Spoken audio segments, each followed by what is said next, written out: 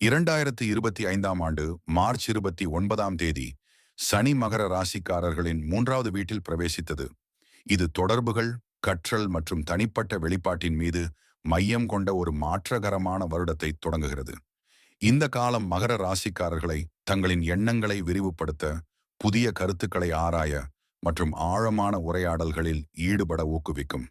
இது அவர்களுக்கு தங்களின் திறமைகளை ஷார்பன் செய்யவும், சகோதரர்கள், ஆண்டைவர்கள் மற்றும் அருகிலுள்ள அக்வைண்டன்சஸுடன் அர்த்தமுள்ள உறவுகளை கட்டியெழுப்பவும் ஒரு வாய்ப்பாக இருக்கும். 2025ஆம் ஆண்டு மகர ராசிக்காரர்கள் தங்களின் எண்ணக்குறிப்பை மீண்டும் பரிசீலித்து, புதிய யோசனைகளை ஏற்க, புதிய விஷயங்களை கற்றுக்கொண்டு தங்களது வசதியான சூழலில் இருந்து வெளியே போக ஊக்குவிக்கின்றது. அவர்கள் தங்கள் எண்ணங்களை, கருத்துக்களை மற்றும் விருப்பங்களை மேலும் திறந்தவாக வெளிப்படுத்த விருப்பமாக உணர்வார்கள். இது அவர்களுக்கு தனிப்பட்ட மற்றும் தொழில்முறை துறைகளில் புதிய வாய்ப்புகளை கொண்டு வரக்கூடும்.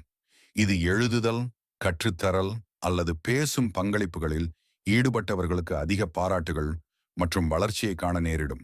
இருப்பினும் இந்த வருடம் சவால்கள் இல்லாமல் இருக்காது.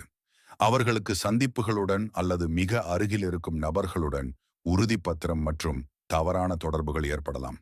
மகர ராசிக்காரர்கள் மோதல்களை தவிர்க்க தாமதமான பொறுமையுடன் செயல்பட வேண்டும். சனியின் தாக்கம் அவர்களை தங்களின் உணர்ச்சிகளை வெளிப்படுத்துவதற்கான தகுதிபூர்வமான மற்றும் திட்டமிடப்பட்ட முறையில் செயல்பட ஊக்குவிக்கும். சில நேரங்களில் இந்த கட்டுப்பாடுகள் உண்டாகலாம், ஆனால் இந்த சவால்களிலிருந்து கற்றுக்கொள்ளும் பாடங்கள் அவர்களின் தனிப்பட்ட வளர்ச்சிக்கு, புரிதலுக்கு மற்றும் நீண்டகால வெற்றிக்கு உதவும்.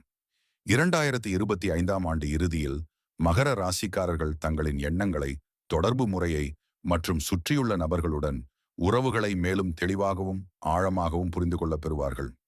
இந்த வருடம் முக்கியமான மனசுத்தி மற்றும் உணர்ச்சி சார்ந்த வளர்ச்சியை வழங்கும். அது எதிர்காலத்தில் புதிய வாய்ப்புகள் மற்றும் சாதனைகளுக்கான அடித்தளத்தை அமைக்கும்.